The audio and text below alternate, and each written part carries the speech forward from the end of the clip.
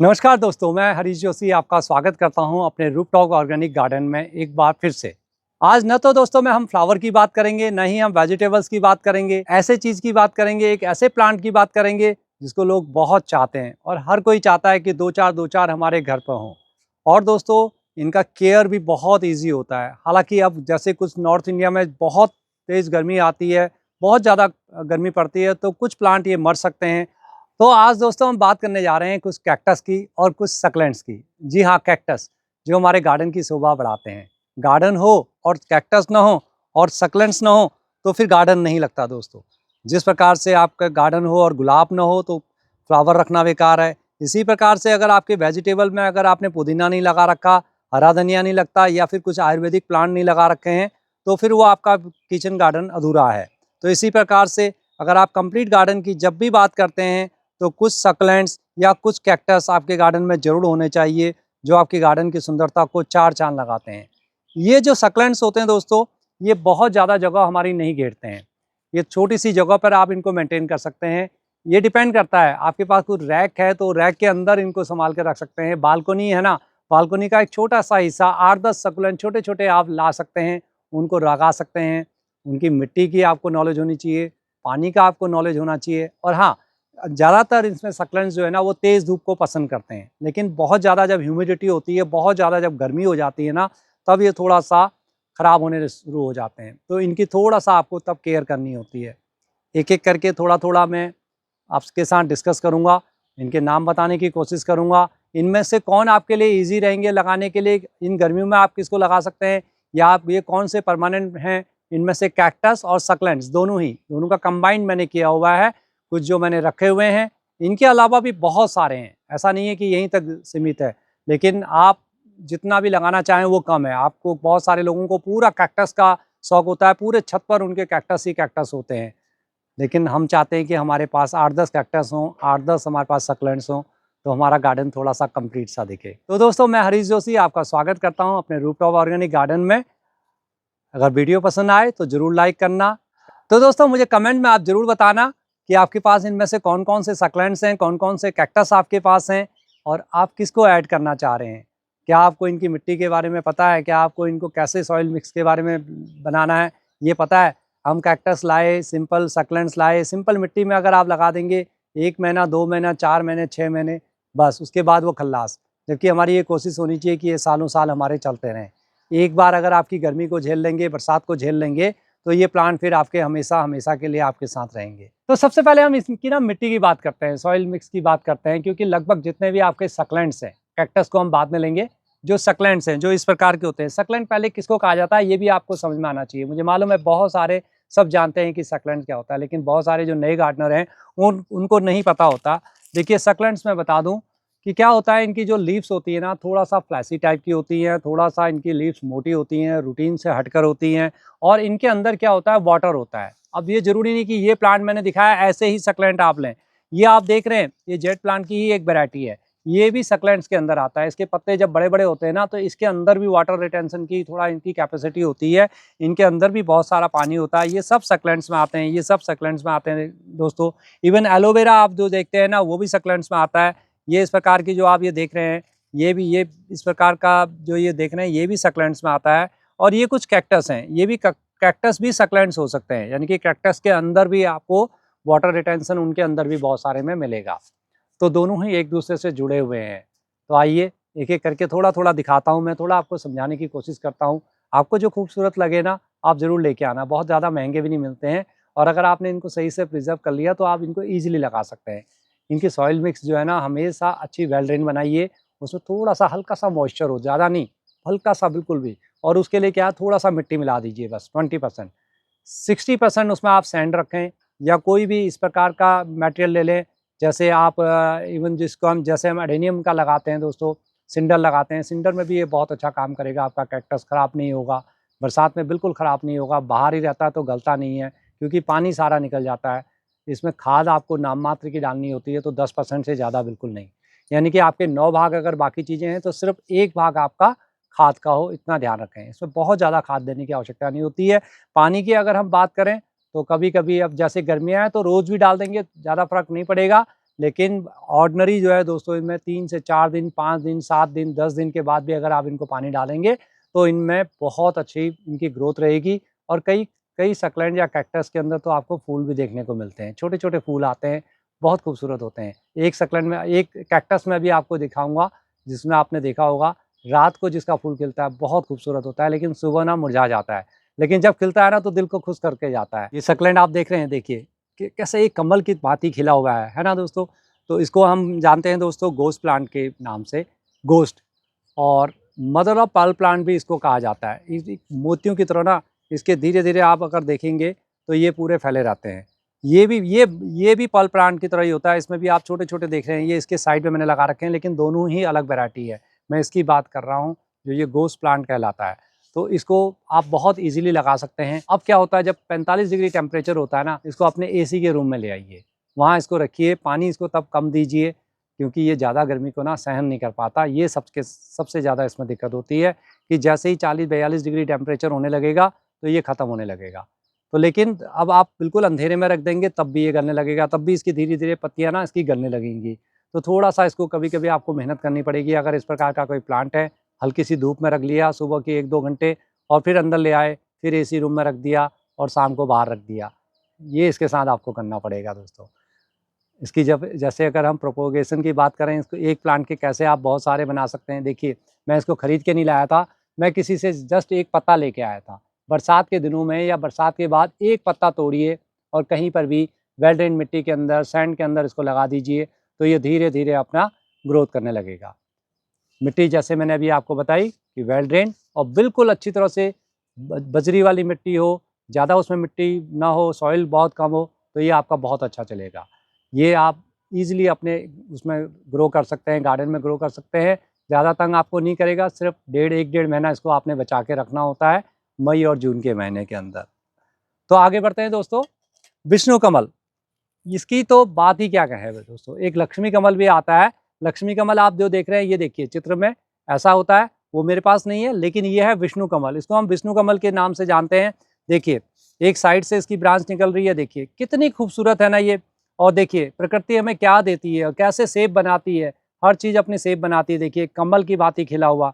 अब आप यहाँ पर देख रहे हैं एक छोटा सा, ये देखिए यहाँ पर एक ग्रो हो रहा है। इसको भी अगर हम निकाल के कहीं लगा लेंगे ना, तो धीरे-धीरे ये ऐसे ही बन जाएगा 5-7 महीने के अंदर। थोड़ा-सा इसमें ग्रोथ स्लो होती है, लेकिन जब रेनी सीज़न के बाद का समय आता है ना, तो ये एकदम से ग्रोथ करता है। फरवरी, मार्च, अप्रैल का महीना इनके लिए बहुत अच्छा होता है, बहुत अच्छी तरह से ये ग्रोथ करते हैं। लेकिन अगेन ये भी थोड़ा-सा सेंसिटिव है ज़्यादा गर्मी में। ज़्यादा गर्मी में कई बार इसमें ना पानी बहुत ज़्यादा होता है, तो थोड़ा-सा ये जल जाते हैं पत्ते जब तेज़ धूप इनके ऊपर पड़ती है। इसको बचा के रखें, जैसे मैंने वो बताया आपको पहले वाला प्लांट, घोस्ट प्लांट, इसी प्रकार से इसकी भी थोड़ा-सा आपको देखभाल करें, तो ये प्लांट आपका सालों साल चलेगा। अब इसको देखिए, देखिए एक कैसे एक मीनार की तरह ये धीरे-धीरे खड़ा होता जा रहा है। देख रहे हैं क्या ब्यूटीफुल इसके शेप बन रही है दोस्तों। ये जाना जाता है, और इसको इसको दोस्तों हम कहते हैं फेरी कैसल। फेरी कैसल कैक्टस के नाम से इसको जाना जाता है। बहुत ईज़ी ग्रो है। इसको आपको अंदर रखने की जगह नहीं है, बस बरसात में इसको बरसात के पानी से इसमें बचा के रखना। अत्यधिक बारिश का पानी जब इसमें पड़ेगा ना, चाहे आपने कितनी भी वेल ड्रेन मिट्टी लगा रखी हो, तब इनका ये गल जाती हैं और ये सड़ने शुरू हो जाते हैं। तो आपने बस इसको बरसात के दौरान इसको किसी शेड के अंदर रख दीजिए। कोई बहुत ज़्यादा ह्यूमिडिटी हो, पानी डालना बंद कर दीजिए, बिल्कुल पानी मत डालिए, तो आपका ये प्लांट सालों साल चलता रहेगा। 3-4 साल हो गए मेरे इस प्लांट को, और मैंने कई इसमें से ग्रो भी कर लिए हैं। आप इसको प्रोपगेशन की बात करें तो एक डंडी तोड़िए, कहीं पर भी लगा दीजिए, उसके बाद धीरे-धीरे उस डंडी से आपके बीच में ऐसे ही शेप बनती जाएगी और ऐसे ही ये होता जा रहा है। अब देख रहे हैं आप, ऊपर एक बनी है ना, अब धीरे से यहाँ से निकलेंगे, यहाँ से इसका धीरे-धीरे फिर यहाँ से निकलते हुए ऐसे बनते हुए जाएगा और धीरे-धीरे बड़ा होते हुए जाएगा। इसकी शेप बहुत खूबसूरत होती है।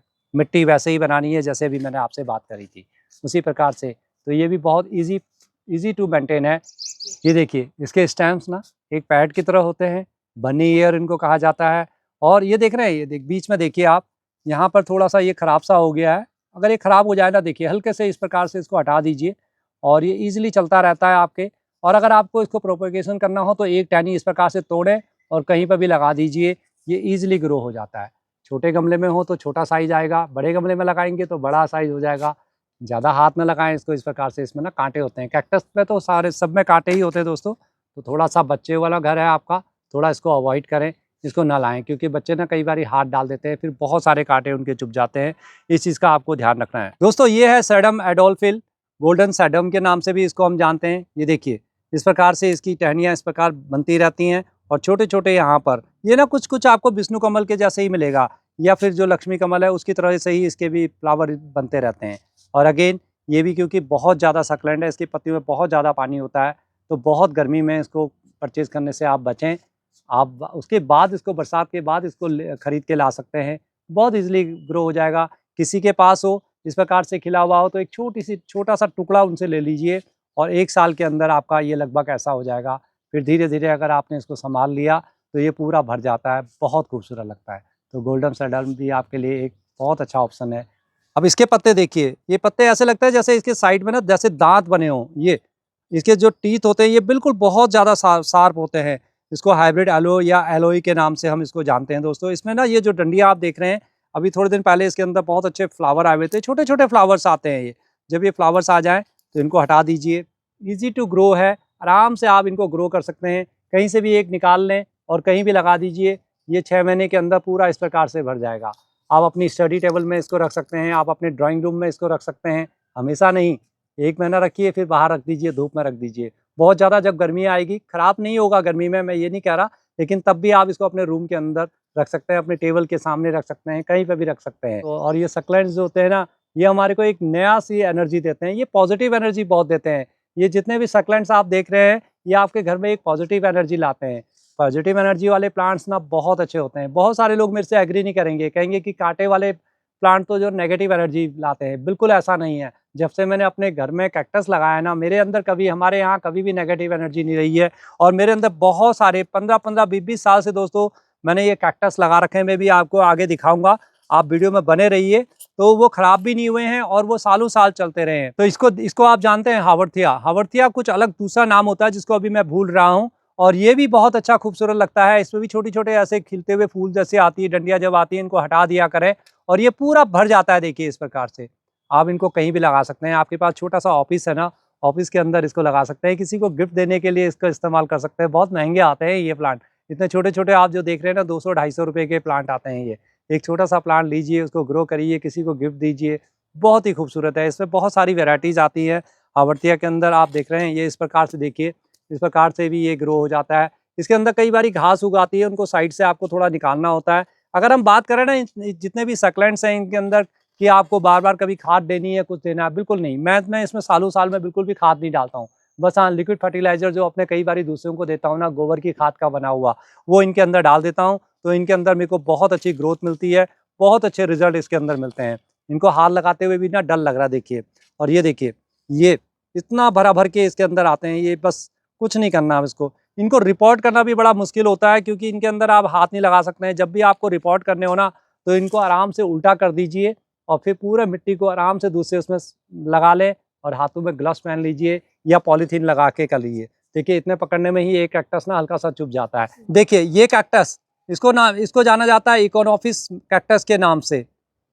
ईस्टर्न लिली कैक्टस भी हम इसको कहते हैं। इसके अंदर ना बहुत सुंदर फूल खिलता है।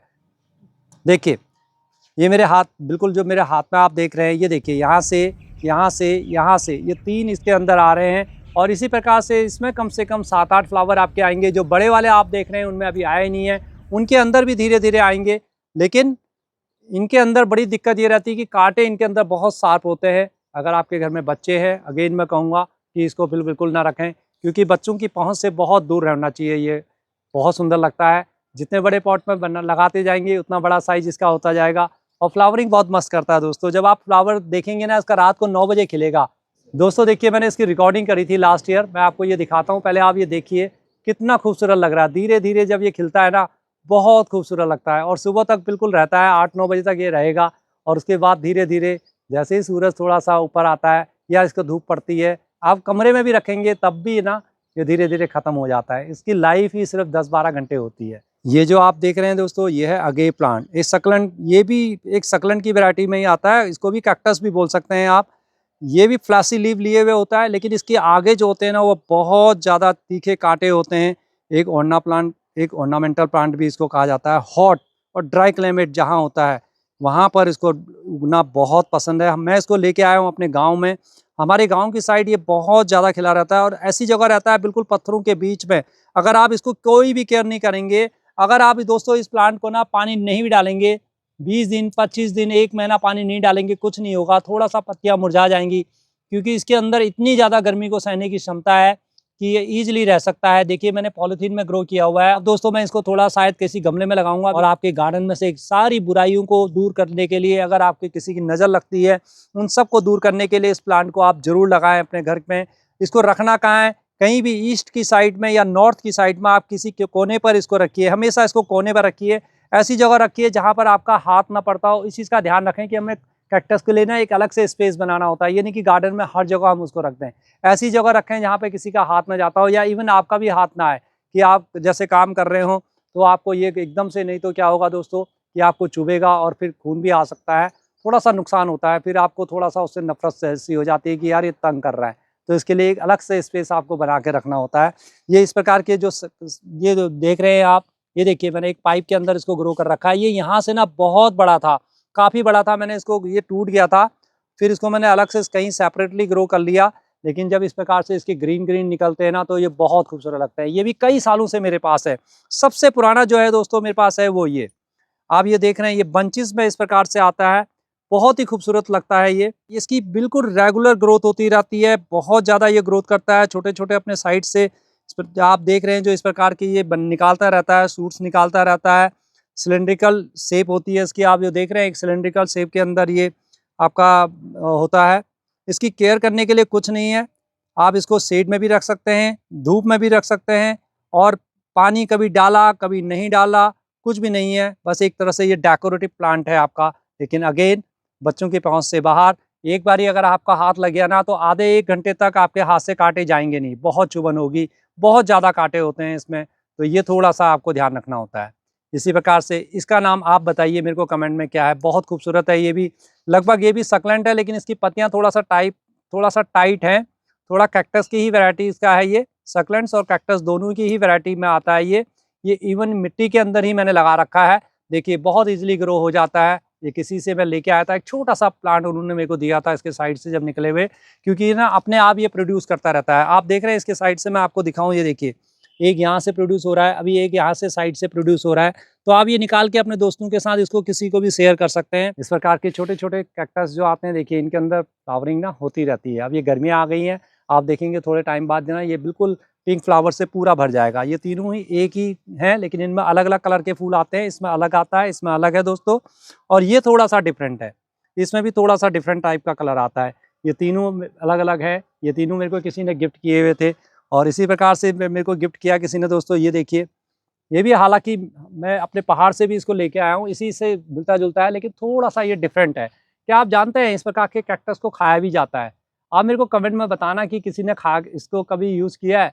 मैंने सुना है कि इनको खाया भी जाता है, अब कैसे खाते हैं ये मुझे भी नहीं पता है, लेकिन मेरे को किसी ने बताया, लेकिन मेरे को बहुत सुन के हैरानी हुई। ये अगेन मेरे को किसी ने गिफ्ट दिया है। इस प्रकार से देखिए, यहाँ छोटे छोटे इसके पत्ते जो आ रहे हैं ना, बहुत शाइनी होते हैं, ये देखने में बहुत अच्छे लगते हैं। और ये पतली पतली डंडियाँ जो निकलती है इस प्रकार से, ये कुदरत दिखाती है हमें कि मैंने नेचर को कितना खूबसूरत बना रखा है। हम लोग ना अपने साधनों को जुटाने के लिए इस प्रकृति को बिल्कुल ख़राब करते जा रहे हैं। कुदरत ने हमें बहुत कुछ दिया हुआ है, चाहे वो कैक्टस के रूप में हो, चाहे ये इस फ्लावरिंग के रूप में हो। देखिए कितने सुंदर फ्लावर ये खिल रहे हैं, या अडेनियम के फ्लावर आप देख सकते हैं। जो भी हो, प्रकृति ने हमें हमेशा के लिए हर चीज़ दी हुई है। गर्मियों में आपको दिया हुआ है, सर्दियों में आपको दिया हुआ है, बरसात में आपको दिया हुआ है दोस्तों, हर चीज़ आपको दी हुई है, हर चीज़ अपने हिसाब से खिलती है। ये तो आपके ऊपर है कि आप कितना उसको मेंटेन करना चाहते हैं। तो आइए हम सब थोड़ा थोड़ा कुछ ना कुछ एफर्ट्स करें दोस्तों। कुछ कैक्टस लगाइए, कुछ सक्लेंट लगाइए, कुछ फ्लावर लगाइए, कुछ वेजिटेबल गार्डनिंग करिए। एक पॉजिटिव एनर्जी आती है, जो मेरे गार्डन में आता है ना, कहता है आपके गार्डन में बहुत पॉजिटिव एनर्जी है, इसीलिए रहती है।